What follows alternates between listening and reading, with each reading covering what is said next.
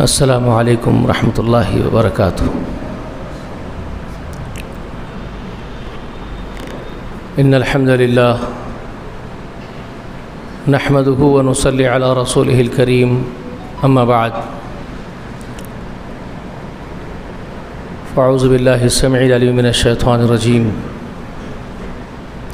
هو الذی ارسل رسولہ بالہدی ودین الحق لیظہرہ علی الدین کلہ ولو کرہ المشرکون۔ ہر قسم کی تعریف، حمد و ثنا، بڑائی و بزرگی اللہ جل جلالہ و جل شانہ کے لیے لائق و زیبا ہے۔ درود و سلام ہو تمام انبیاء و تمام مرسلین پر، خصوصاً اللہ کی بے شمار رحمتیں و برکتیں نازل ہو نبی آخر الزمان محمد رسول اللہ صلی اللہ علیہ وآلہ وسلم پر۔ اللہم صلی علی محمد وعلی آل محمد وبارک وسلم۔ دین محمد صلی اللہ علیہ وآلہ وسلم، اس عنوان سے جو درس مسجد حاضہ میں چل رہا ہے اسی کا آج تسلسل ہے۔ گزشتہ کے درس میں آپ کو میں نے بتایا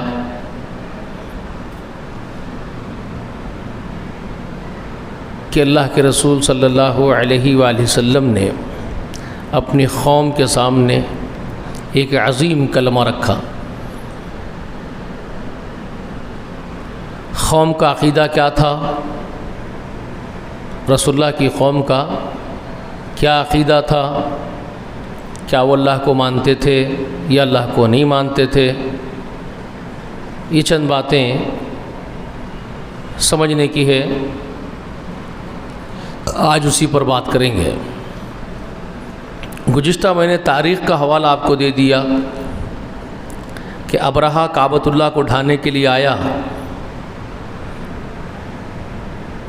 رسول اللہ پیدا ہی نہیں ہوئے تھے، ہمارے آقا علیہ الصلوۃ والسلام مادر رحم میں ہی تھے، یہ واقعہ پیش آیا۔ تو اس وقت اسلام جو رسول اللہ نے پیش کیا، جس عقیدے کو رسول اللہ نے پیش کیا وہ تھا ہی نہیں۔ تو وہ دین کون سا تھا رسول اللہ کی آمد سے پہلے؟ ابراہیم و اسماعیل علیہ السلام کا دین کہہ کر کے عرب کے لوگ اس کو فالو کرتے تھے، اس کو مانتے تھے۔ وہ کہتے تھے کہ ہم دین اسماعیل پر ہیں، اور اپنے آپ کو آل اسماعیل ہونے کے وجہ سے وہ فخر کرتے تھے، اور اسی عقیدے پہ اپنے آپ کو وہ تصور کرتے تھے۔ حالانکہ وہ عقیدہ جس پر وہ تھے عرب کے مشرکین، وہ عقیدہ نہ اسماعیل علیہ السلام کا ہے نہ ابراہیم علیہ السلام کا ہے، مگر ان کا گمان تھا اہل عرب کا اس وقت کہ ہم وہی عقیدے اور وہی منہج پر ہیں، جبکہ وہ منہج بھی اسماعیل کا منہج اور ابراہیم علیہ السلام کا منہج نہیں تھا۔ ایسا ہی ہوتا ہے، بعض لوگ اپنے آپ کو سمجھ لیتے ہیں کہ ہم ایک صحیح منہج پر ہیں اور بڑے دعوے کرتے ہیں کہ ہمارا منہج صحیح ہے، اور ہم جو ہے سلف صالحین کے منہج پر ہیں۔ ویسے ہی وہ سمجھ رہے تھے کہ ہم سلف کے منہج پر ہیں، اسماعیل کے اور ابراہیم کے، وہ ان کے سلف تھے۔ وہ اس وقت اہل عرب کے سلف کس کو مانتے تھے؟ اپنے سلف اسماعیل علیہ السلام کو اور ابراہیم علیہ السلام کو تصور کرتے تھے اور سمجھتے تھے کہ ہم ان کے منہج پر ہیں، حالانکہ وہ اس منہج سے ہٹ چکے تھے، اور ان کا عقیدہ جو تھا وہ اس کو سمجھتے تھے کہ ہمارا عقیدہ اسماعیل و ابراہیم علیہ السلام کا عقیدہ ہے، جبکہ وہ نہیں تھا، وہ اس سے ہٹ گئے تھے۔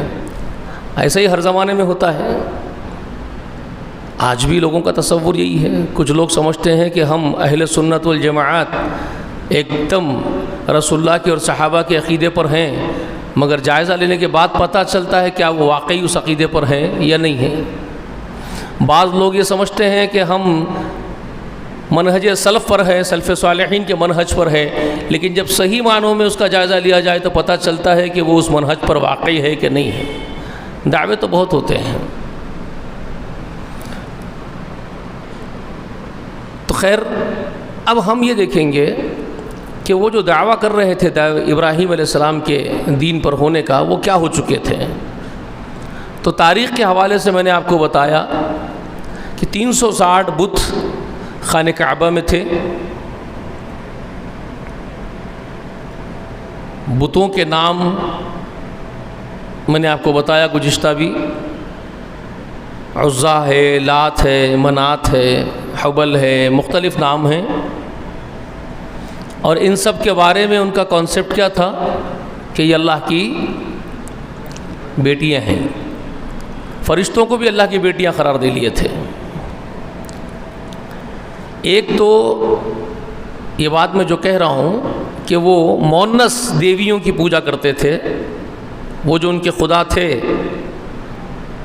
یا وہ جو خدا کے شریک جس کو بنائے تھے، اللہ کا جس کو شریک بنائے تھے دیویوں کو، وہ مونس تھیں۔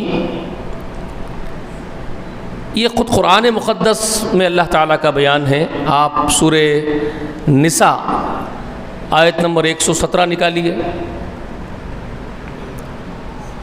وَإِن يَدْعُونَ، یا کچھ ہے وہاں پر نکالیے آپ، وَإِن يَعْبُدُونَ ہے یا يَدْعُونَ ہے، آپ نکالیں گے تو آپ کو پتہ چلے گا۔ سورہ نساء کی آیت نمبر 17 نکال لیجیے آپ۔ الا اناسا کا لفظ ہے، وَإِن يَعْبُدُونَ ہے یا يَدْعُونَ ہے، الا اناسا ہے۔ وہ لوگ اللہ کے سوا جو بندگی جن کی دیویاں بنا کر کے جن کو پوج رہے ہیں، جن کی پوجا پاٹ کر رہے ہیں، وہ اناسا کہا ان کو، وہ اور مونس ہیں، دیویاں ہیں جن کی وہ پوجا کر رہے ہیں، مگر در حقیقت وہ ان کی پوجا کے پیچھے شیطان مردود کی پوجا کرتے ہیں۔ جی یہ بات آپ کو سورہ نساء کے آیت نمبر 117 میں آپ کو مل جائے گی۔ اسی طرح سے فرشتوں کو بھی اللہ کی بیٹیاں قرار دے لیا تھا۔ یہ بات بھی آپ کو قرآن مقدس میں وضاحت کے ساتھ ملے گی۔ سورہ زخرف کا ایک کانٹیکسٹ ہے، ایک پورا رکوع آپ کو پڑھنا ہوگا۔ آیت نمبر سورہ زخرف میں آپ کو بتا دیتا ہوں، 15 سے شروع کر دیجئے سورہ زخرف کی، تو آگے تک چلے جائیے، ایک پورا رکوع کر لیجئے۔ آیت نمبر 15 سے لے کر کے آیت نمبر 25 تک 10 آیات ہیں، جس کے ذریعے سے آپ کو یہ بات معلوم ہو جائے گی کہ مشرکان عرب کا عقیدہ کیا تھا، وہ کیا کرتے تھے۔ وَجَعَلُوا لَهُ مِنْ عِبَادِهِ جُزْءًا إِلَّا الْإِنسَانَ لَكَفُرٌ مُبِينٌ۔ اللہ تعالیٰ نے انسان کے بارے میں، اور خصوصاً یہاں ذکر اہل عرب کا ہے سورہ زخرف میں، کہ یہ لوگ انہوں نے اللہ کے بعض بندوں کو، میں نے آپ سے ایک بات گزشتہ بتائی تھی کہ عموماً کچھ، بلکہ زیادہ تعداد بڑھ گئی ہے، زیادہ ہی تعداد میں ہے، علماء ہیں،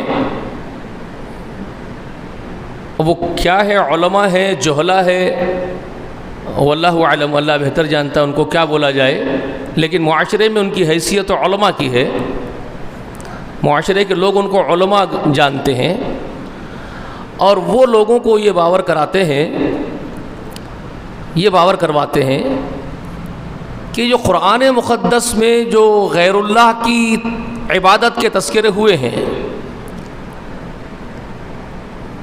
وہ بت ہے، وہ بت ہے، پتھر کے، لکڑی کے بت ہے۔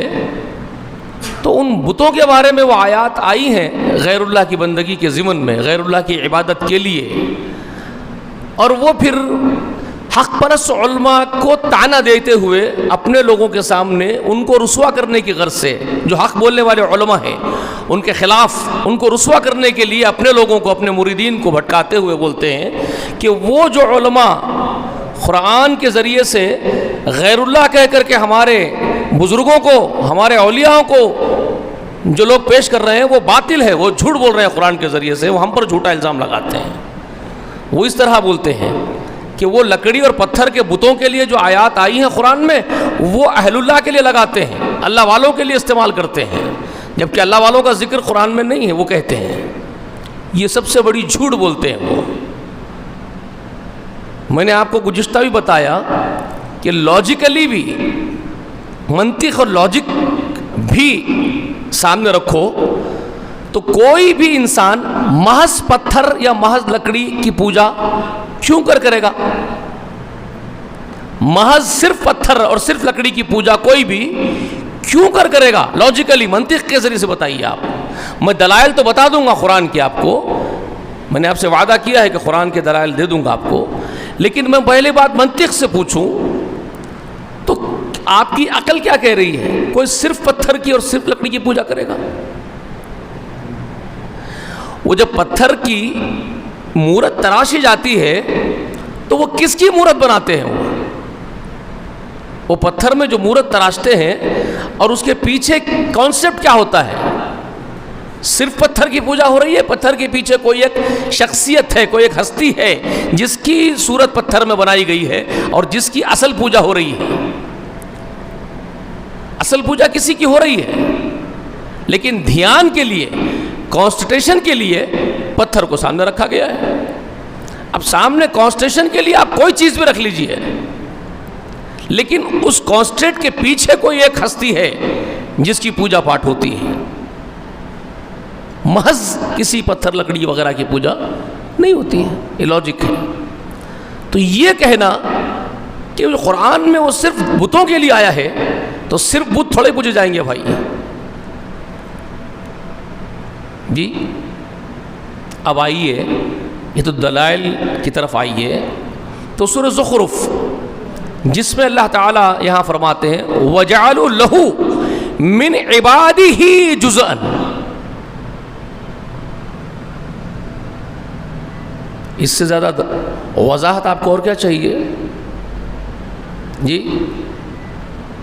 قرآن کہہ رہا آپ کے سامنے، اللہ فرما رہے ہیں وَجَعَلُوا لَهُ مِنْ عِبَادِهِ جُزْءًا، وہ لوگ اللہ کے بندوں میں سے، اللہ کے بندوں میں سے، جو اللہ کے بندے ہیں، اللہ کے خاص بندے ہیں، اللہ کے خاص بندوں میں سے اللہ کا حصہ بنا لیتے، اللہ کا جز بنا دیتے بندوں کو، اللہ کے بندوں کو اللہ کا حصہ بنا دیتے ہیں، اللہ کا جز بنا دیتے ہیں۔ ان الانسان، بے شک انسان، اب یہ انسان کی حرکت پر اللہ تنبیہ کر رہے ہیں، انسان کی اس حرکت پر جو انسان کرتا ہے، اب یہ انسان کوئی بھی ہو سکتا ہے جو یہ کام کر رہا ہے، جو اللہ کے بندوں کو اللہ کا حصہ بنا رہے ہوں، ان انسانوں کو اللہ تعالیٰ یہاں کہہ رہے ہیں۔ وہ انسان چاہے مرد ہو، عورت ہو، جوان ہو، بوڑھا ہو، کسی مذہب کا، کسی رنگ کا، کسی نسل کا، کسی زبان کا، کسی ملک کا، زمین کے کسی خطے کا، جو انسان بھی یہ کام کر رہا ہے، اللہ کے بندوں میں سے اللہ کے بندوں کو اللہ کا حصہ بنا رہے ہیں لوگ، تو اللہ ان کے بارے میں کہہ رہے ہیں ان الانسان لکفور مبین، انسان کھلا نافرمان ہے اللہ کا۔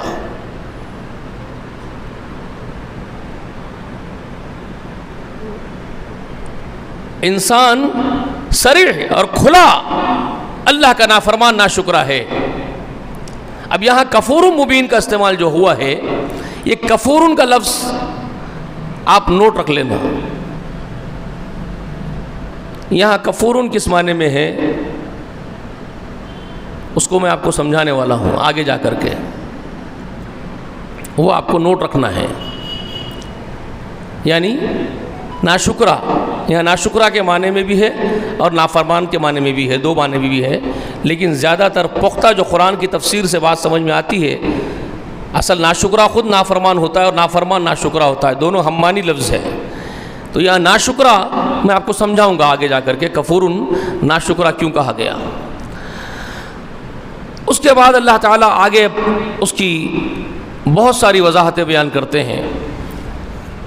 ام اتخذ مما یخلق بنات او اصفاکم بالبنین، سوال، اللہ کا سوال دیکھو، جھنجھوڑنا ہے اللہ کا اصل میں یہ جھنجھوڑنا کیا ہے؟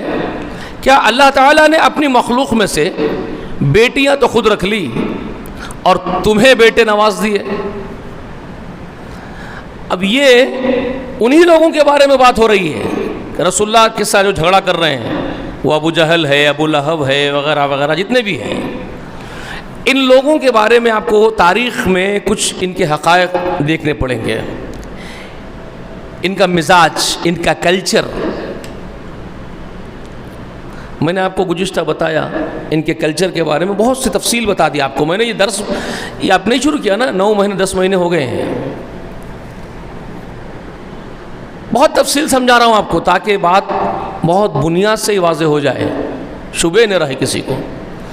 تو ان کا کلچر کیا تھا؟ بیٹیوں کے بارے میں تصورات کیا تھے ان کے خیالات بیٹیوں کے بارے میں خود کے لیے کیا تھے؟ بتایا نا آپ کو میں، بیٹی پیدا ہوتی تو یہ شرمندہ ہوتے تھے کہ ہمارے یہاں بیٹی ہو گئی ہے، اور ناگوار گزرتا تھا ان کو بیٹی کا پیدا ہونا، اور کیا کرتے تھے بیٹیوں کے ساتھ؟ زندہ دفنا دیتے تھے اپنی بچیوں کو اپنے ہاتھوں سے۔ اتنی غیرت ان کے اندر بیٹیاں ہونے سے، جبکہ بدترین سوچ ہے ان کی اور بدترین کانسیپٹ ہے ان کا۔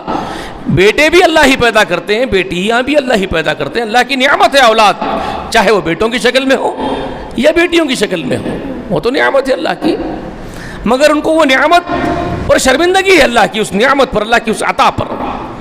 بیٹی ہو رہی ہے تو ان کو شرم آ رہی ہے، اللہ کی وہ نعمت ناگوار ہے ان کے لیے، جی شرمندگی کا باعث ہے، اس کو زندہ دفن کر دیتے ہیں۔ یہ ہے کہ نہیں ان کا تصور؟ اب اللہ کے لیے کیا کہہ رہے ہیں؟ اللہ کے بارے میں کیا کانسیپٹ گھڑ لیے کہ یہ جتنی پوجنیہ دیویاں ہیں جن کی ہم پوجا کر رہے ہیں، یہ پوجنیہ ہیں، بڑے مرتبے والیاں ہیں، اور یہ اللہ کی بیٹیاں ہیں۔ تم کو تو غیرت آئے بیٹیوں سے، تم کو تو بیٹا چاہیے، اور اللہ کے لیے بیٹیاں؟ کیا عدل ہے تمہارا؟ کیا اللہ کے بارے میں خیال ہے تمہارے؟ تم بیٹے رکھو، بیٹیوں سے آر محسوس کرو، بیٹیوں پر شرمندگی محسوس کرو، اور اللہ کے لیے بیٹیاں قرار دو، ان کو پوجنیہ بھی مانو، ان کو دیویاں بھی تصور کرو۔ ایک طرف دیویوں کی پوجا بھی ہو، دوسری طرف دیویوں کو دفن بھی کر دو۔ ہاں بات سمجھ میں آ رہی ہے آپ کی؟ تو وہ قرآن مقدس میں اللہ نے وہ گرفت کی، ان کی وہ تنبیہ کی۔ اللہ نے اپنے لیے بیٹیاں رکھ لی اور تم کو بیٹے دے دیے، واہ تمہارے فیصلے۔ جی تو یہ میں نے آپ کو کہا نا اللہ کی بیٹیاں مانتے تھے، تو میں اپنی طرف سے نہیں بول رہا ہوں آپ کو، اللہ فرما رہے ہیں قرآن میں۔ اس کے بعد اللہ تعالیٰ کیا فرماتے ہیں؟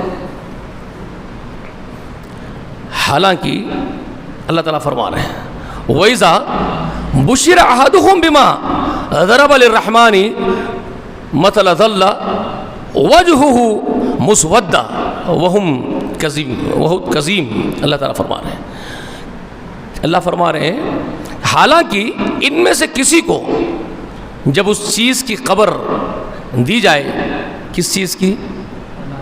بیٹی کی، اگر آ کے ان کو بولے تیرے گھر میں بیٹی ہو گئی ہے تو اس کا کیا حال ہوتا ہے؟ اللہ تعالیٰ کا ذکر کر رہے ہیں۔ جب اس کو بیٹی کی خبر دی جاتی ہے، جس کی مثال یہ خود اللہ کے لیے بیان کر رہے ہیں بیٹیوں کی، تو ان کے چہرے کیا ہوتی ہے؟ ان کا سیاہ پڑ جاتے ہیں، ان کی صورتیں، ان کے چہرے لٹک جاتے ہیں، صورتیں اتر جاتی ہے، صورتیں ان کی کالی ہو جاتی ہے۔ بیٹی پیدا ہونے کی خبر ملتے ہی ان کی صورتیں، یہ جو رحمان کے لیے مثال بیان کر رہے ہیں، رحمان کے لیے بیٹیاں ہیں، اور یہ رحمان کے لیے مثال بیان کرنے والوں کو جب بیٹی کی خبر سنائی جاتی ہے تو ان کی صورتیں کالی ہو جاتی ہیں، لٹک جاتے ہیں ان کے چہرے، اور وہ انتہائی غم اور اندوہ سے دوچار ہوتے ہیں، ملال سے دوچار ہوتے ہیں، ان کو بڑا غم ہوتا ہے، ملال ہوتا ہے، ان کو بہت ملال ہوتا ہے کہ میرے گھر بیٹی ہو گئی، مجھے بیٹی پیدا ہو گئی ہے. اس کی آر اس کو یہاں تک لے آتی ہے غیرت کہ وہ دفن کرنا تیار ہو جاتا ہے اپنی بیٹی کو. اور یہی بدبخت اللہ کے لیے بیٹیاں کٹ رہے ہیں جی. تو یہ عرب کا کلچر میں آپ کو بتا رہا ہوں.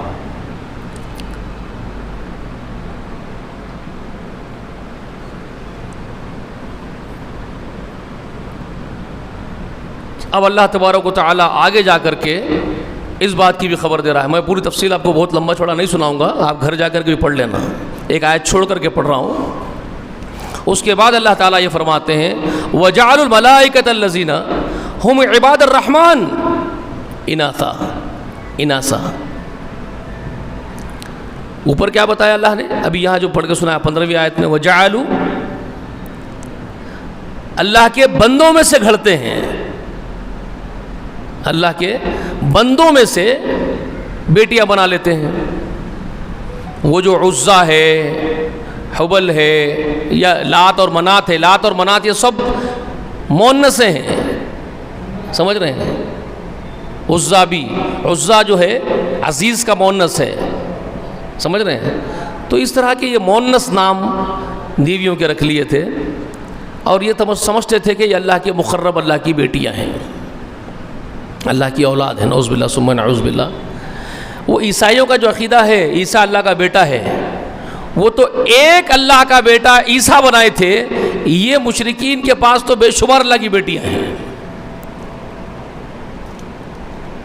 سمجھ رہے ہیں؟ عقیدے میں عیسیٰ علیہ السلام کے ماننے والے عیسائیوں سے زیادہ بدترین ہے یہ. ان کے پاس ایک بیٹے کا کانسیپٹ ہے، ان کے پاس بے شمار بیٹیوں کا کانسیپٹ ہے. عزا بھی بیٹی، لات بھی بیٹی، منات بھی بیٹی، سمجھ رہے ہیں؟ بے شمار ہے. اس کے بعد اللہ تعالیٰ یہاں پر فرما رہے ہیں آیت نمبر 19 میں، وہ 15ویں آیت تھی، اب یہ 19ویں آیت کریمہ میں وَجَعَلُوا الْمَلَائِكَةَ الَّذِينَ هُمْ عِبَادُ الرَّحْمَنِ اناثا. یہاں اس بات کی خبر دے رہے ہیں. یہاں کس بات کی خبر دے رہے ہیں؟ فرشتوں کی خبر دے رہے ہیں. یہ لوگ فرشتوں کو بھی وہ فرشتے وہ جو رحمان کے عباد ہے، عباد الرحمن ہے. فرشتے بھی عباد الرحمن ہیں، رحمان کے بندے ہیں. یہ بھی ذرا نقطہ بہت خاص ہے. فرشتوں کو جو ہے پھر عباد الرحمن کہا گیا. عباد کا مطلب کیا ہوتا ہے؟ عبادت کرنے والے، عابدین کو، عبادت کرنے والے کو عباد عبد کی جمع ہے، عبد کی جمع عباد ہے. سمجھ میں آئی بات؟ آیا کہ سمجھ میں؟ عبد نکرہ ہے، واحد ہے، عباد اس کی جمع ہے. ٹھیک ہے؟ یہ کیوں یاد رکھنے کے لیے بول رہا ہوں آپ کو معلوم ہے؟ زیادہ ابھی ڈیپتھ میں جائیں گے تو باتیں ذرا کچھ اور طرف چلے جائے گی، لیکن اشارہ کر دیتا ہوں. وہ جو موسیٰ علیہ السلام کو حکم ہوا تھا نا، خضر کا ذکر ہے، جا کر کے ان سے ملو، اور وہ جو ان سے ملے تو ان کے لیے اللہ تعالیٰ نے اپنے عبد کا لفظ استعمال کیا کہ ہمارے بندے سے ملو. تو اس لفظ عبد سے اختلافات ہوئے ہیں، اس لفظ عبد کو پکڑ کر کے اختلافات ہوئے ہیں. کیا اختلافات ہوئے ہیں؟ تو کچھ لوگ کہتے ہیں وہ ایک ولی اللہ ہے، خضر، ٹھیک ہے، اور وہ ابھی زندہ ہے، ابھی بھی زندہ ہے، ان کو موت نہیں آئی ہے. اور یہ بعض صوفی جو لوگ ہیں، تصوف کے جو قائل، جو عجب شریعت محمدیہ کے ماسوا ایک ان کے پاس شریعت ہے، ان کے پاس طریقت ہے، معرفت ہے، کچھ اور چیزیں ہیں جو اوپر ہے شریعت کے ان کے نزدیک. اور وہ یہ سمجھتے ہیں کہ شریعت سے بھی زیادہ اہمیت کی حامل ہے وہ چیزیں جو ان کے پاس، جو تصور ہے ان کے پاس. ان کا جو کانسیپٹ ہے، تصورات ہیں ان کے، وہ نبیوں کی شریعت سے بھی اوپری حصہ ہے۔ نبیوں کی شریعت عام لوگوں کے لیے ہے، ان لوگوں کے لیے نہیں ہے، وہ صوفیوں کے لیے، ان کے لیے طریقت ہے، معرفت ہے، اور وہ شریعت سے زیادہ اہمیت کی حامل ہے۔ اور وہ شریعت تو نبی لے کے آتا ہے، لیکن طریقت، معرفت، یہ نبیوں کے علاوہ ایک اللہ کا ولی بیان کرتا ہے، اور ولی بعض اوقات ان کے نزدیک نبی سے زیادہ اللہ کے نزدیک اہمیت کا حامل ہوتا ہے۔ یہ ہے شیطان کی پڑھائی ہوئی پٹی، یہ ابلیس لعین نے ان کو پٹی پڑھائی۔ یہ اس پر بحث ابھی نہیں ہوگی، یہ بعد میں پھر کبھی ہوگی، یہ ایک الگ موضوع ہو جائے گا۔ میں یہ اشارہ اس لیے کر رہا ہوں کہ جب ان سے بولا جائے کہ وہ ولی ہے، کیوں؟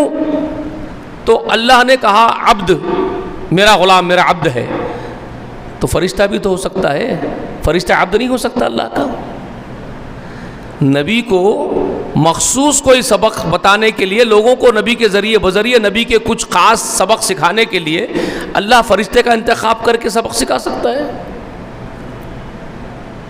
اسی لیے مفسرین میں، قرآن میں اس بات پر اختلاف ہے۔ بعض مفسرین لکھتے ہیں کہ وہ انسان تھا ہی نہیں، خضر، جس خضر کہہ کر کے جس کو نام پیش کیا جا رہا ہے، موسیٰ جس سے جا کر کے ملے ہیں، وہ انسانوں میں سے کوئی انسان نہیں تھے، وہ اللہ کا کوئی خاص فرشتہ تھا، وہ وقت واحد کے لیے اتارا گیا تھا، اس کے بعد کام اس کا ہو گیا، پورا ختم ہو گیا معاملہ، وہ انسان تھا ہی نہیں۔ بعض مفسرین قرآن لکھتے ہیں کہ وہ فرشتہ تھا، اور یہ دوسرے مفسرین لکھتے ہیں کہ نہیں، وہ ایک اللہ کا بندوں میں سے ایک بندہ تھا، ان انسانوں میں کا انسان تھا، واللہ عالم۔ لیکن زیادہ خوی رائے ان کی معلوم ہوتی ہے جو فرشتہ کہتے ہیں۔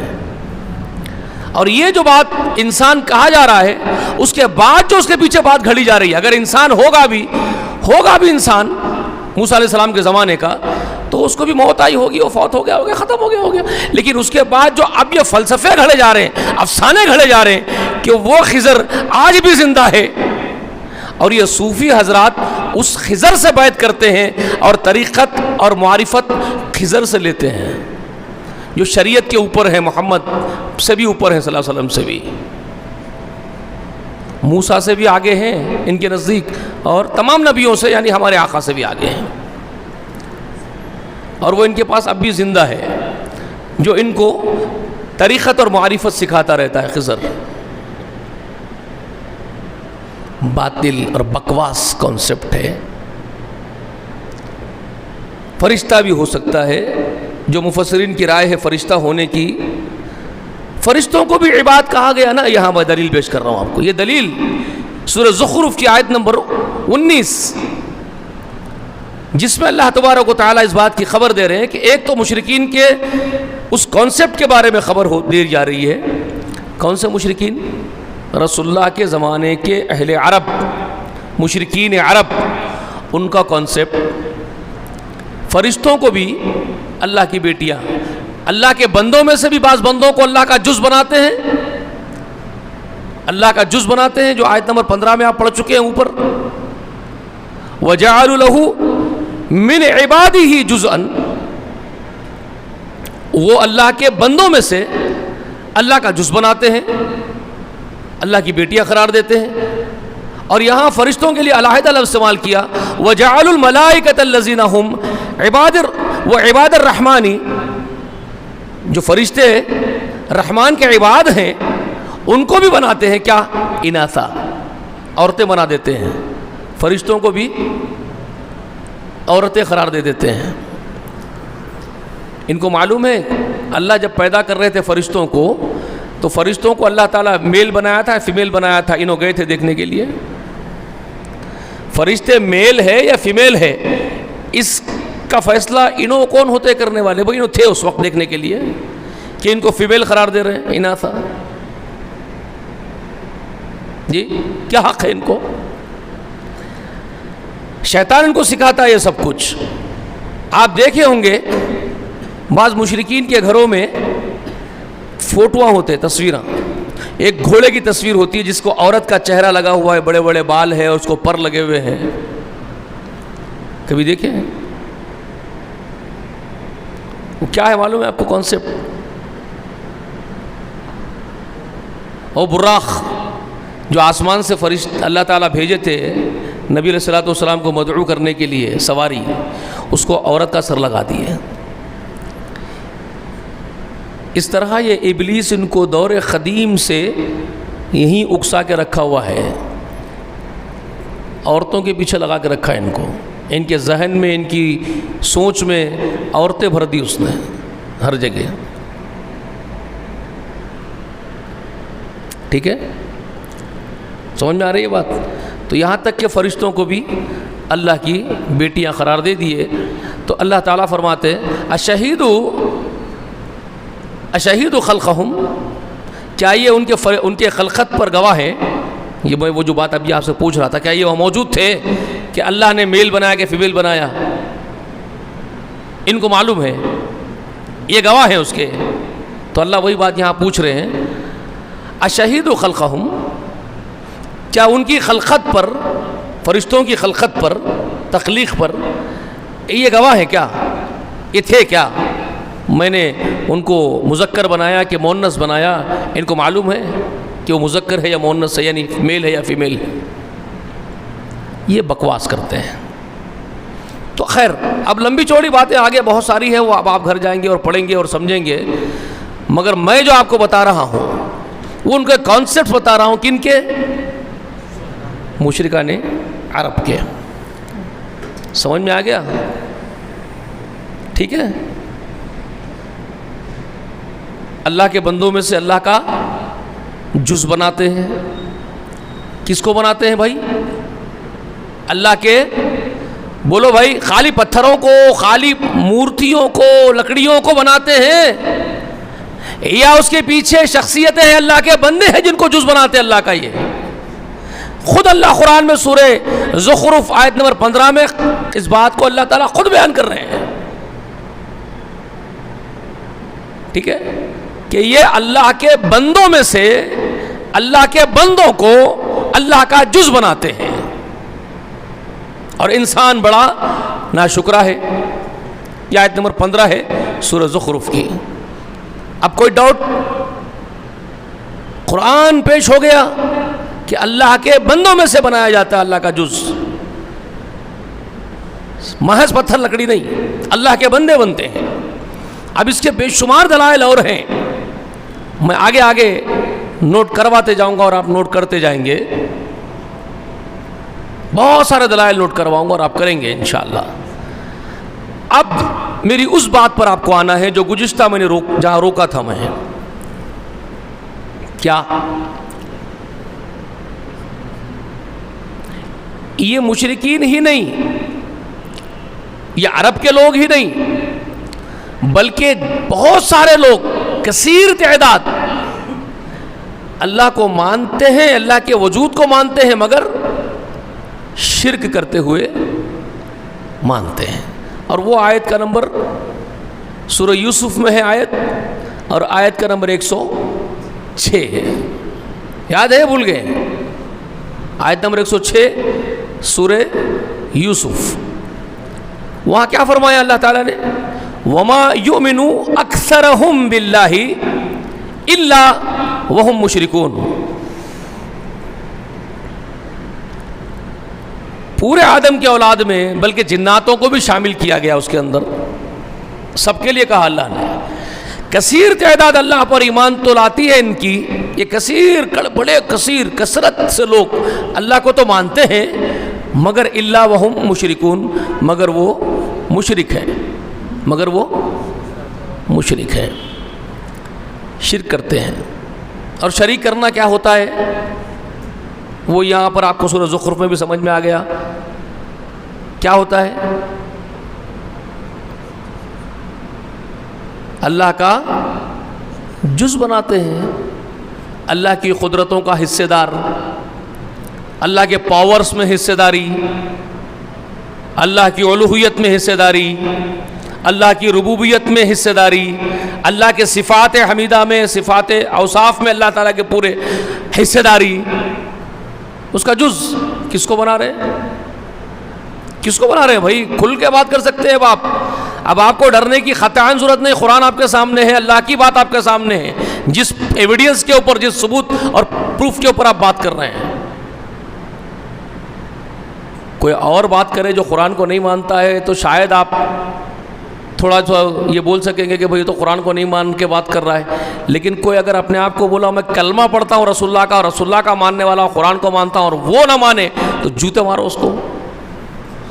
قرآن پر ایمان لانے کی بات کیا؟ قرآن میں اللہ فرما رہے ہیں وَجَعَلُوا لَهُ مِنْ عِبَادِهِ جُزْءًا، اتنی کلیئر، اللہ کے بندوں میں سے اللہ کے بندوں کو حصہ بناتے ہیں، اللہ کا حصہ دار بناتے ہیں، اور ان انسانوں کو اللہ کہہ رہا ہے ان الانسان لکفور، کفور کیا کہا ان کو؟ کفور مبین کہا، کھلے نافرمان، کھلے ناشکرے انسان لوگ جو یہ کام کرتے ہیں۔ اس سے بڑی کیا بات چاہیے آپ کو؟ تو کثیر تعداد ہے جو اللہ کا جز بناتے ہوئے، اللہ کے ساتھ شریک کرتے ہوئے، قرآن کی بات ہے، ہماری نہیں، کسی آپ کی نہیں، کسی مولوی کی نہیں، کسی امام کی نہیں، کسی بزرگ کی نہیں، رب کبریا کی، جس کو محمد رسول اللہ نے پیش کیا صلی اللہ علیہ وآلہ وسلم نے، یہ اللہ کے اس کے رسول کی بات ہے، قرآن مقدس کی بات ہے۔ وما یؤمن اکثرہم باللہ الا وہم مشرکون، قرآن کہہ رہا ہے، قرآن کہہ رہا ہے آپ کے ساتھ، ٹھیک ہے ٹھیک ہے۔ اچھا، اگر آپ اسی سورہ یوسف میں ایک اور مقام سے بھی اس بات کو لیتے ہیں، وَيَعْبُدُونَ مِن دُونِ اللَّهِ إِلَّا أَسْمَاءً سَمَّيْتُمُوهَا أَنْتُمْ وَآبَاؤُكُمْ مَا أَنزَلَ اللَّهُ بِهَا مِن سُلْطَانٍ إِنِ الْحُكْمُ إِلَّا لِلَّهِ أَمَرَ أَلَّا تَعْبُدُوا إِلَّا إِيَّاهُ وَذَلِكَ دِينُ الْقَيِّمِ۔ اسی سورہ یوسف میں اللہ کے سوا جن کی پوجا پاٹ، ما تعبدون من دون اللہ، وہ واقعہ ہے جو سورہ یوسف میں اللہ تعالیٰ سنا رہے ہیں کہ سیدنا یوسف کو جیل میں ڈال دیے تھے، جیل میں، وہ لمبا واقعہ ہے نا، وہ آپ گھروں میں پڑھو، آپ آج نہیں سنا سکتا میں، واقعہ کیا ہے بولیں گے تو نہیں سناؤں گا، وہ واقعہ سنانے نہیں بیٹھا ہوں میں، ابھی میرا موضوع کچھ اور چل رہا ہے۔ جیل میں کیوں گئے تھے؟ وہ عزیز مصر کی بیوی کے سبب گئے تھے، وہ لمبا واقعہ الگ ہے۔ اب جیل میں ہے تو اللہ کا پیغمبر، اللہ کا نبی، اللہ کا رسول، وہ آتا ہی ہے اللہ تعالیٰ کا تعارف کروانے کے لیے، اللہ کو انٹروڈیوس کروانا ہی اس کا کام ہے۔ کھانے سے زیادہ، پانی سے زیادہ ان کی روح کی ریکوائرمنٹ ہوتی ہے، ان کی روح کا پیٹ بھرتا ہے اللہ کی تعریف کر کے، اللہ کی توحید کو بیان کر کے، اس کے بغیر ان کا کھانا ہضم نہیں ہوتا، ان کا پانی ہضم نہیں ہوتا۔ انبیاء کا جب تک اللہ کے گن نہیں گائیں گے کھانا پانی بھی ہضم نہیں ہوتا۔ اللہ کے بندوں کا حال یہی ہوتا ہے، وہ کہیں بھی جائیں گے اللہ کے بندے تو ہر جگہ اللہ کی تعریف کریں گے، اپنے رب کی تعریف پیش کریں گے، اس کا تعارف کروائیں گے، اس کو انٹروڈیوس کروائیں گے، اس کی وحدانیت کا ذکر کریں گے، بس چپ نہیں بیٹھتے، وہ چپ بیٹھتے ہی نہیں کہیں بھی، آپ ان کو چپ نہیں بٹھا سکتے۔ وہ اللہ کی لو میں ایسے جیسے شمع جل رہی ہو تو اس کے ارد گرد پروانہ منڈلاتا ہے نا، بلاخر وہ اس آگ میں مر جاتا ہے جل کر کے، اس کو پرواہ نہیں ہے اپنے جل جانے کی، مگر وہ آگ میں جل جاؤں گا اس کا خوف نہیں ہے، وہی منڈلاتا ہے۔ بس یہی وہ کیفیت ہے اللہ والوں کی، اللہ کے ان نیک بندوں کی، انبیاء اور رسول سب سے اوپر ہے اس معاملے میں، ان کے بعد ان کے نقش قدم پر جو لوگ ہوتے ہیں ان کی کیفیت ہوتی ہے، وہ اللہ کی لو میں دیوانے ہوتے ہیں، اللہ کے نام پر بلاخر وہ کھپ جائیں گے، مٹ جائیں گے، مر جائیں گے، اللہ کے نام پر ضم ہو جائیں گے، کوئی اور چیز بھاتی نہیں ان کو اللہ کے سوا، تو کہیں بھی چپ نہیں بیٹھتے وہ. تو یوسف انہی میں سے ایک ہے علیہ الصلوۃ والسلام. اب جیل خانے میں ڈال دیے تو وہاں بھی شروع ہو گئے. جیل خانے کے لوگوں سے پوچھ رہے ہیں, اللہ اس کا نقشہ بھی کھینچے قرآن میں.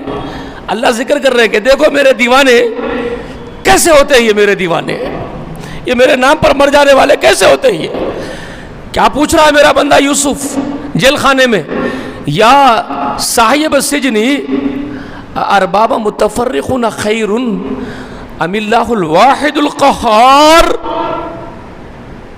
کیا پوچھ رہے, یا صاحب السجن, اے میرے جیل خانے کے ساتھیوں, جیل خانے میں بند ہے تو دوسرے جیل خانے میں اور لوگ بھی ہیں, تو اب ان کو بول رہے ہیں میں بھی جیل خانے میں ہوں تو تم لوگ میرے جیل خانے کے ساتھی ہو. تو اے میرے جیل خانے کے ساتھیوں, ارباب متفرقون خیر ام اللہ الواحد القہار. یہ متفرق ارباب بہتر ہے. ارباب کس کو کہتے ہیں؟ ارباب کیا ہے؟ رب کی جمع, رب کی جمع ارباب. رب کسے کہتے ہیں؟ رب کے بہت وسیع معنی ہے, وہ میں نوٹ کرو, وہ بتانے والا ہوں آگے جا کر کے رب کے کتنے وسیع معنی ہیں. رب پیدا کرنے والا, یہ اس کو اگر اختصار کر دیے سمجھانے کے لیے تو رب وہ جو پیدا کرے اور تمام تر ضرورتوں کو پورا کرے, اور جس کو پیدا کیا ہے اس کی مکمل ضرورتوں کو پوری کرتے ہوئے اس کو جس کی ابتدا کر کے انتہا تک پہنچا دے. اب یہ مختصر کر رہا ہوں, ابتدا کر کے انتہا تک پہنچانے والا. اب وہ کیا کیا آتا ہے تفصیل بعد میں بتاؤں گا. مختصر معنی لوگ ٹرانسلیٹ کر دیتے ہیں, رب کے معنی کو تو بولتے ہیں مالک, اونر, مالک, رب. رب کے مطلب مالک بیان کرتے ہیں, ٹرانسلیٹ ہے وہ, آپ ٹرانسلیٹ کر دیے اس کو مالک. اب یہاں جیل خانے میں جو لوگ مقید ہیں ان کے ساتھ, ان کی جو قوم ہے وہ یہی کام کر رہی ہے. بادشاہوں کو اپنا خود مالک بنا کے بیٹھے ہوئے ہیں, اور جو معبودوں کا تصور ہے ان کے پاس, غیر اللہوں کا تصور ہے, جن کی وہ پرستش پوجا کرتے ہیں, معاشرے میں جو چلن ہے, ماں باپ کے ان کے باپ دادا چلن کر لیتے آ رہے ہیں, تو وہ ان کو اپنا رب سمجھتے ہیں کہ یہ ہمارے رب ہیں, یہ جو ہمارے معبود ہے الگ الگ شکلوں میں, یہ ہمارے رب ہیں, یہ ہماری منتیں پوری کرتے ہیں, ہماری مرادیں پوری کرتے ہیں, ان کے ذریعے ہماری بگڑیاں بنتی ہے, یہ ہماری دعائیں سنتے ہیں, تو یہ ہمارے رب ہیں. یہ ان کا تصور ہے قوم کا. اب یوسف کا تصور کیا ہے؟ یہ سب رب ہے, یوسف ان کو بھی رب مانتے ہیں اپنا. یہ سب کو جو معاشرہ مان رہا ہے, معاشرہ جن کو رب رب رب رب مانتا ہے, یہ بھی رب, یہ بھی رب, یہ بھی رب, تو مختلف ارباب ہے ان کے. ارباب کہتے ہیں جمع, رب کی جمع, بہت سارے رب ہے, ارباب ہے ان کے. وہ اس کو ایک عطا کرنے والا, اس کو ایک عطا کرنے والا رب مانتے ہیں. کوئی کھانا دیتا ہے, کوئی پانی دیتا ہے, کوئی بچے دیتا ہے, کوئی بارش برساتا ہے, کوئی ٹھنڈ کالا لاتا ہے, کوئی دھوپ کالا لاتا ہے. مختلف ارباب ہیں قوم کے نزدیک. تصور کر کے بیٹھے ہوئے ہیں. اب یوسف کیا کہہ رہے ہیں؟ یا صاحب السجن ارباب متفرقون خیر ام اللہ الواحد القہار. اے میرے جیل خانے کے ساتھیوں, یہ مختلف ارباب بہتر ہے, خیر, متفرق جو معبود ہے, ارباب ہے, وہ بہتر ہے, ام اللہ الواحد القہار, یا وہ اللہ جو اکیلا ہے اور زبردست ہے, ان سب پر بھی وہ اپنا زور رکھتا ہے, یہ سب اس کے محتاج ہے. کس کے محتاج ہے؟ ایک اللہ کے, جس کو کہہ رہے ام اللہ الواحد القہار. قہار, وہ جو واحد قہار ہے, وہ بہتر ہے یا یہ متفرق ارباب بہتر ہے؟ ذرا بولو رے، لاجیکلی بات کر رہے ہیں ان سے، ان کی عقل سے پوچھ رہے ہیں، ذرا تمہاری اپنی عقل لگا کے مجھے بولو، کیا یہ مختلف متفرق الگ الگ، متفرق کہتے ہیں الگ الگ ٹکڑے ٹکڑے، ایک انہیں قوم کا، یہ قوم کا ایک، وہ قوم کا ایک، یہ مذہب والوں کا ایک، وہ ذات والوں کا ایک، یہ متفرق ارباب بہتر ہے نا بھائی؟ یہ طبقے کے لوگ ایک، وہ طبقے والے دوسرے ہیں، ان کا ایک دوسرا، وہ ایک ہے، ان کا ایک تیسرا، تو یہ متفرقون ارباب جو ہے، ان کا الگ، ان کا الگ، ان کا الگ، متفرقون ہے یہ، تو یہ بہتر ہے یا ام اللہ الواحد القہار، یا ان سب پر غالب ایک اکیلا ساری کائنات پہ جس کا غلبہ ہو، وہ بہتر ہے؟ بولو، سوچو کیا بہتر ہے؟ کون پوچھ رہے ہیں؟ یوسف علیہ السلام۔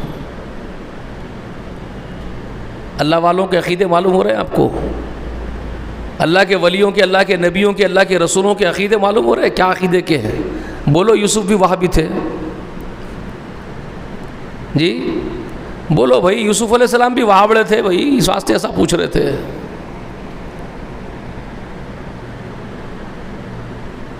ہاں صحیح بات ہے، وہابی تھے انہوں، وہاب اللہ کا نام ہے، اللہ وہاب ہے، وہ وہابی ہی تھے، ٹھیک ہے۔ تو مطلب یہ ہے، اس سوال کے بعد جو اور بات پوچھے آگے بڑھ کر کے یوسف علیہ السلام، وہ بہت سمجھنے کی بات ہے۔ ما تعبدون من دون اللہ،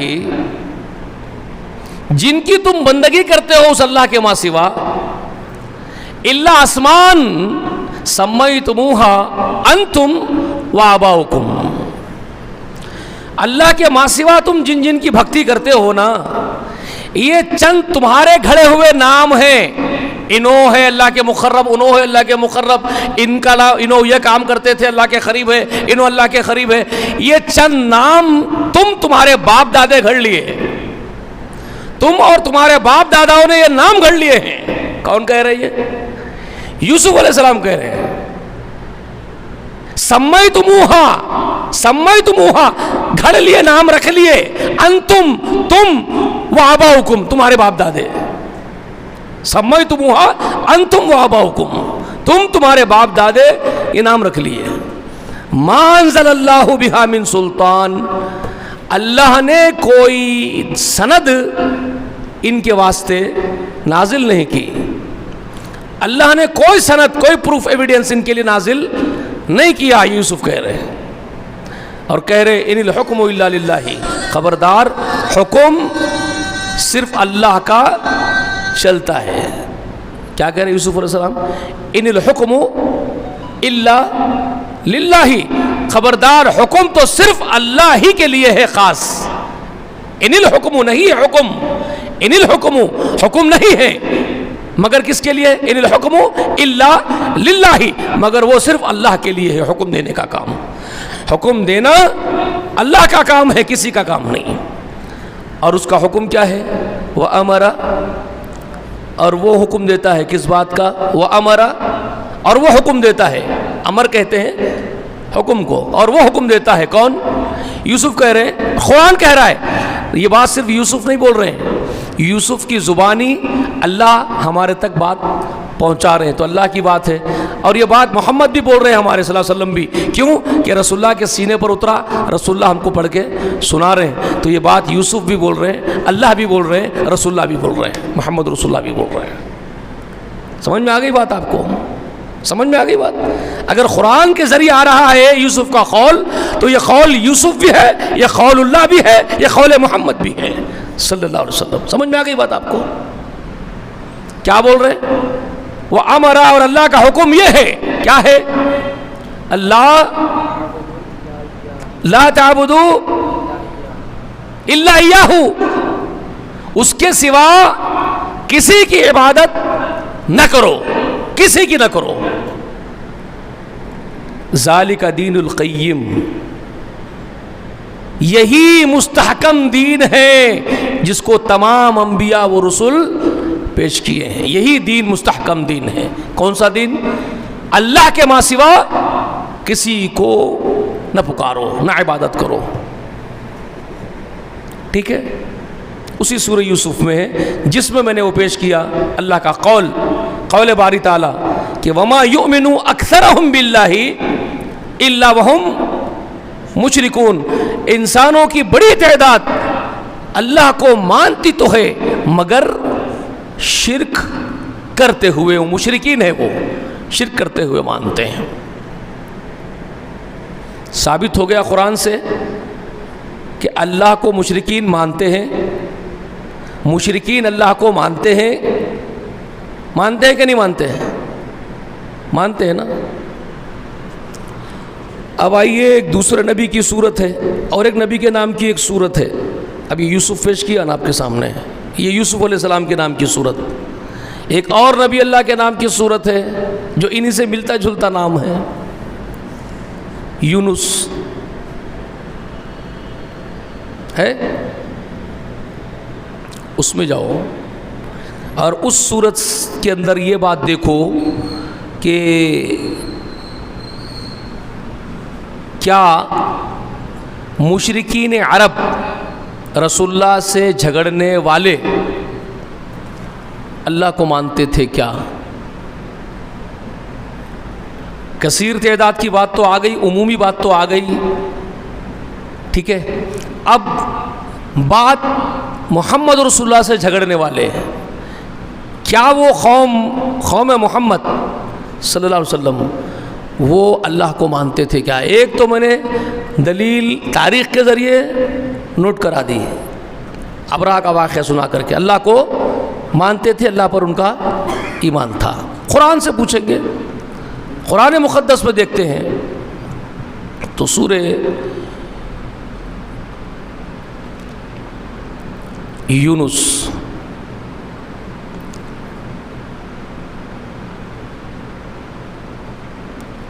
آیت نمبر 31 لکھ لو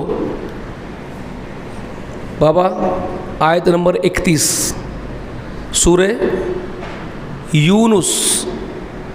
اس میں کیا بات بتا رہا ہوں میں آپ کو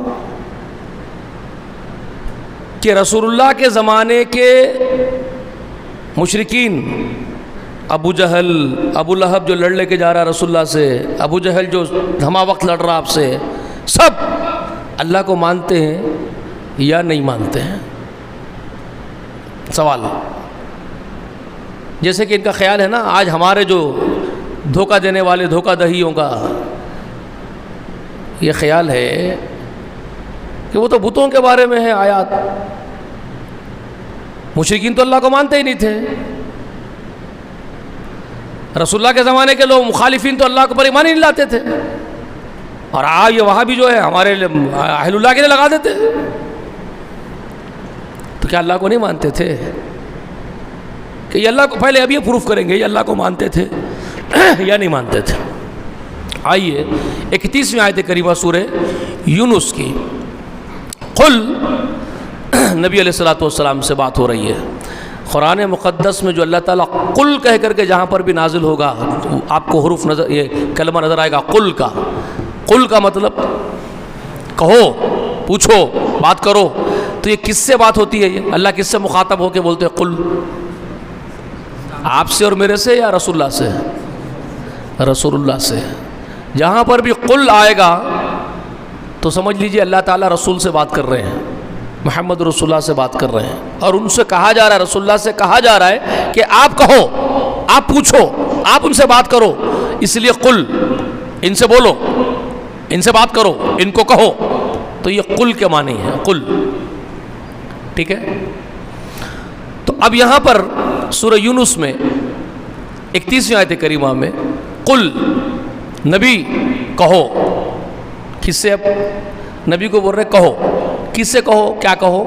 تو مشرکین سے بات کرنے کے لیے بولا جا رہا ہے. ان سے بات کرو، ان کو بولو. کیا بولو؟ قل من یرزقکم من السماء والارض. من یرزقکم، سوال، کوشچن. ان کے سامنے آپ سے جھگڑ رہے ہیں نا، ان کے سامنے میرا یہ سوال رکھو نبی آپ، ان سے پوچھو من یرزقکم من السماء والارض، تم کو آسمان سے اور زمین سے روزی کون دیتا ہے؟ من یرزقکم من السماء والارض، پوچھو ان سے تم کو آسمانوں اور زمین سے روزی کون دیتا ہے؟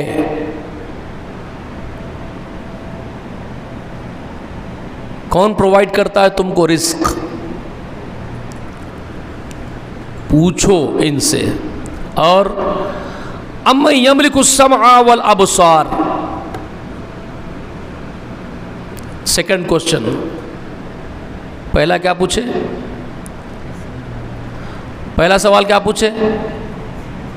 من یرزقکم من السماء والارض، آسمان اور زمین سے روزی پرووائڈ کرنے والا کون ہے؟ وہ کون سی طاقت ہے، کون ہے وہ جو روزی پرووائڈ کرتا ہے تم کو؟ پوچھو. ایک سوال. سیکنڈ کوشچن امن یملک السمع والابصار، کس کے اختیار اور قدرت سے تم کو سماعت و بصارت ملتی ہے؟ سننے کی اور دیکھنے کی جو تم کو یہ جو دو سینس تم کو دیے ہیں، سماعت و بصارت، جو بہت امپورٹنٹ اور بہت اہم ہیں، جس سے تم سنتے اور دیکھتے ہو، تو یہ سننا اور دیکھنے کا جو سینس ہے، جو طاقت ہے، وہ تم کو کون دیا؟ کس کے اختیار میں ہے وہ؟ تمہاری سماعت، تمہاری بصارت کس کے اختیار سے تم کو ملی ہے؟ سیکنڈ. اور تھرڈ وَمَن يُخْرِجُ الْحَيَّ مِنَ الْمَيِّتِ وَمَن يُخْرِجُ الْمَيِّتَ مِنَ الْحَيِّ، پوچھو. تھرڈ پوچھو، تیسرا سوال پوچھو کہ کون ہے جو مردے میں سے زندہ نکالتا ہے اور زندے میں سے مردہ نکالتا ہے؟ جی، جو مردے سے زندہ نکالنے والا اور زندے سے مردہ نکالنے والا وہ کون ہے؟ زندگی اور موت کا مختار کون ہے؟ پوچھو ان سے. اینڈ فورتھ وَمَن يُدَبِّرُ الْأَمْرَ، اور کون ہے جو پورے کائنات کی تدبیر رچتا ہے، تدبیر کرتا ہے، پورے کائنات میں جس کی تدبیر چل رہی ہے؟ جی. چوتھا سوال. یہ چار انتہائی امپورٹنٹ اور بنیادی سوال ان سے پوچھے گئے ہیں.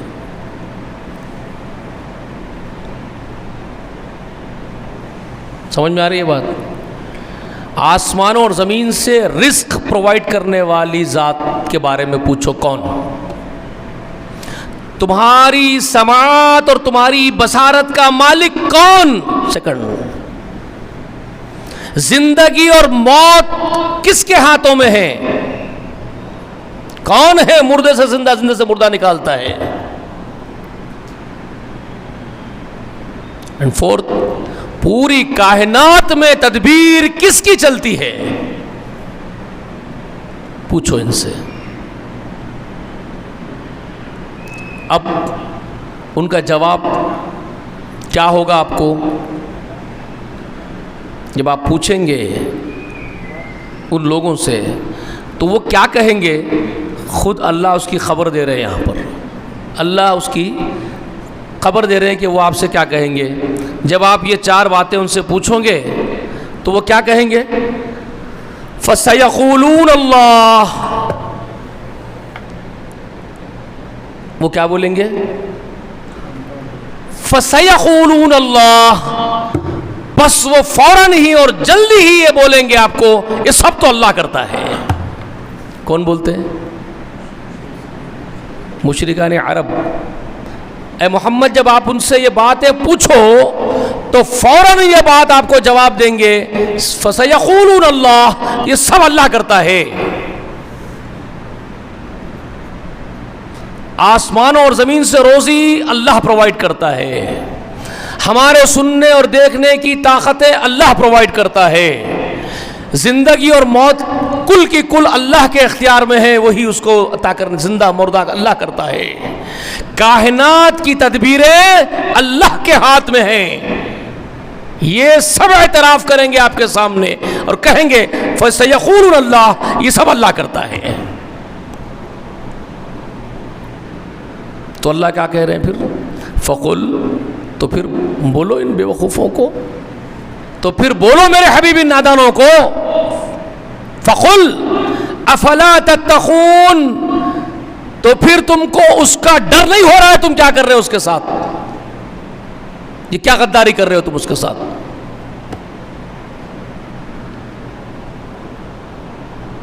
جی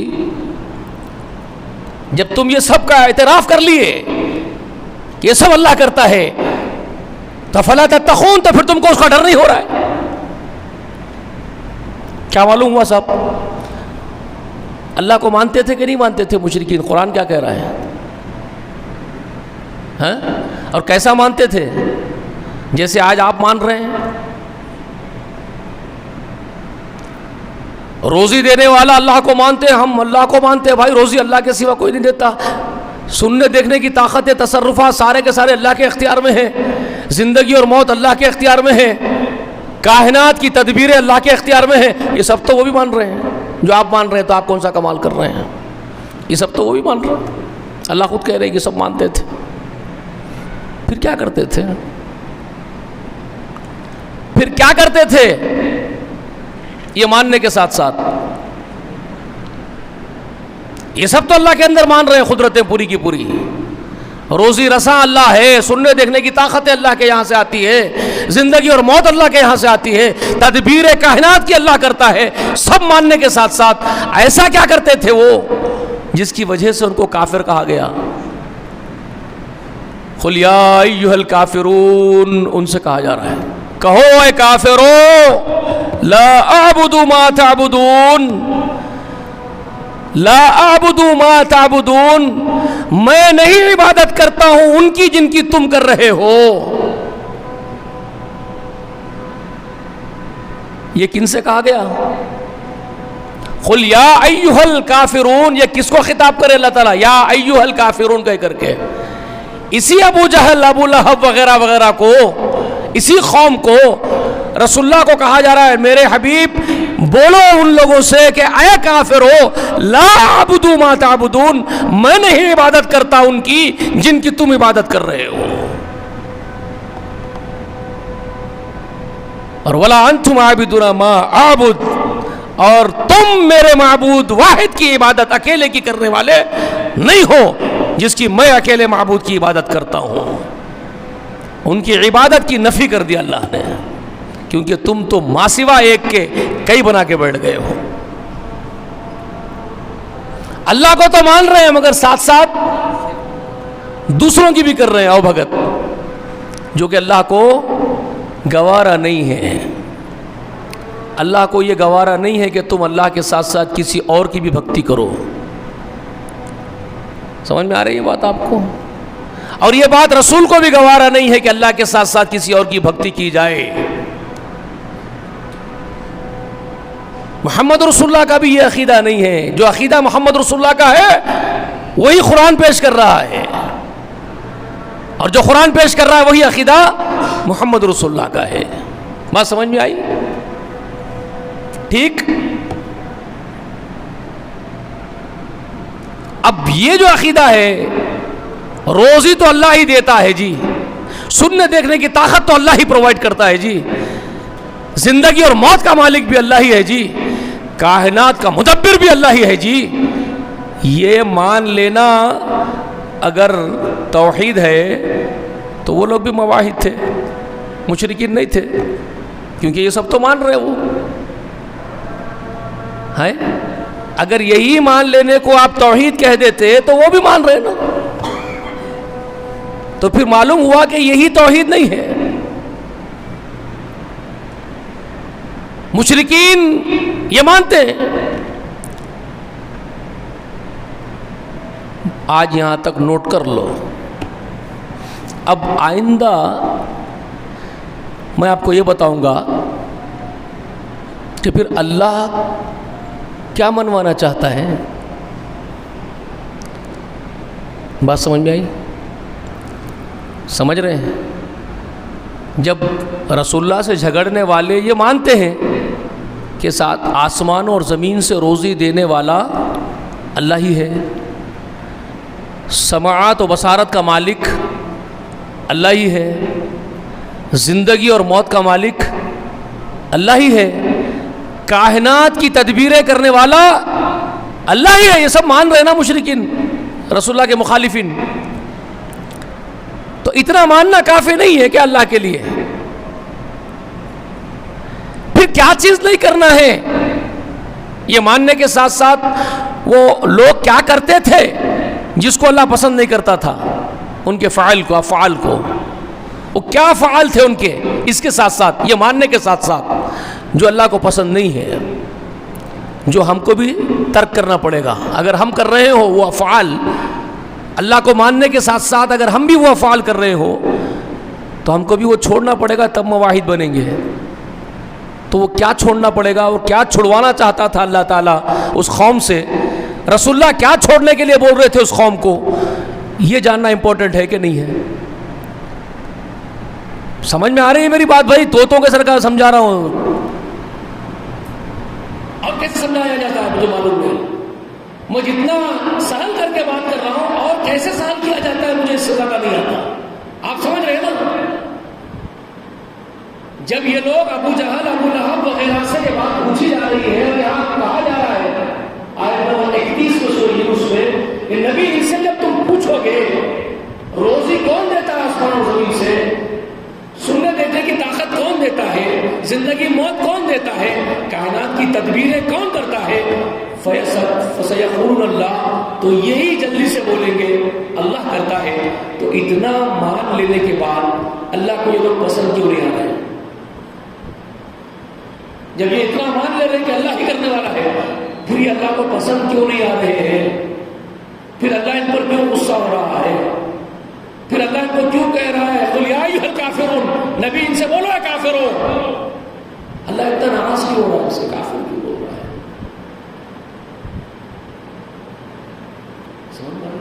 جب یہ جان لیں گے آپ کہ کیوں اللہ ان سے ناراض ہو رہا ہے، تو آپ کو جو ریزن معلوم ہوگا یہ وجہ ہے جس کی وجہ سے اللہ ان کو پسند نہیں کر رہا ہے.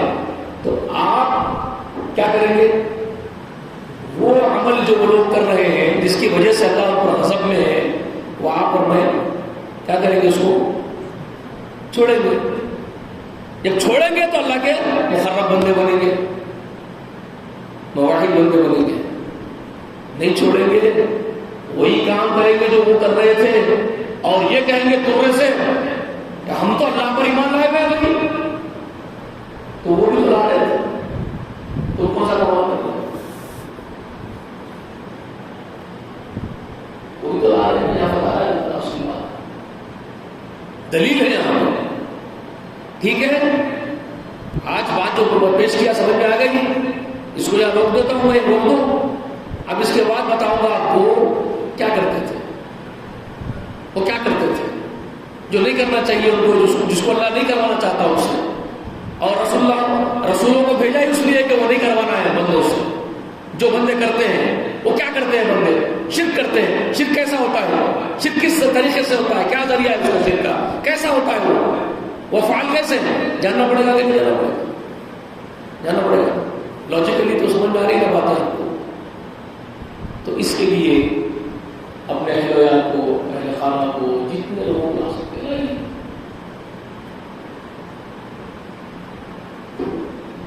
ویسے لوگ شاید یہی چیزیں لوگوں کو بھی نہیں چاہیے. مجھے ایسا لگ رہا ہے کہ لوگوں کو یہ چیزیں نہیں چاہیے. اللہ عالم کیا ہونے والا ہے میں نہیں جانتا. آسمان میں کیا فیصلے ہونے والے ہیں، قوموں کے ساتھ کیا ہوگا، کیوں لوگ اللہ کے قریب سے بھاگ رہے ہیں، دور دور بھاگ رہے ہیں، مجھے نہیں معلوم. لیکن اللہ سے دعا ہے کہ اللہ میری مدد فرمائے، میری، میرے گھر والوں کی، میرے جیسے لوگوں کی جو کام کر رہے ہیں، اور ہم جیسے بہت سارے لوگ جو حقیر ہوں، اس سے زیادہ کرنے والے بہت مقرب اللہ کے خلیل تھوڑے ہوں گے، لیکن چاہنے والے بندے ہوں گے. اللہ ہم سب تجھے چاہنے والوں کی حفاظت فرما. اللہ تو ہمارا محافظ ہے، ہمارا نگہبان ہے، تو ہماری حفاظت فرما. ہمارے قصوروں کو، خطاؤں کو معاف کر دے. پروردگار یقیناً ہم خطا کار ہیں، لیکن تو غفار ہے. تیری غفاریت ہماری خطاؤں سے کئی گنا بڑی ہے. تو اپنی غفاریت تو فعل میں ہم سب کے گناہ بخش، ہم کو معاف فرما دے. جب تک ہم کو زندہ رکھ اللہ، اسلام اور ایمان پر زندہ رکھ، اور خاتمہ بالخیر ہو، اور دنیا کی ہر شر اور ہر مصیبت سے اللہ تیری پناہ میں آتے اپنی پناہ میں لے لے. سب پناہ دینے والوں میں سب سے عظیم تر پناہ دینے والا، سب سے بڑا پناہ دینے والا صرف تو ہے اللہ. ہم کو اپنی پناہ میں لے لے. آمین. وآخر دعوانا ان الحمد للہ رب العالمین، والصلاة والسلام على سيدنا نبينا محمد وعلى آل محمد وآله وسلم. وآخر دعوانا الحمد لله رب العالمين. سبحان الله وبحمده، أشهد أن لا إله إلا الله.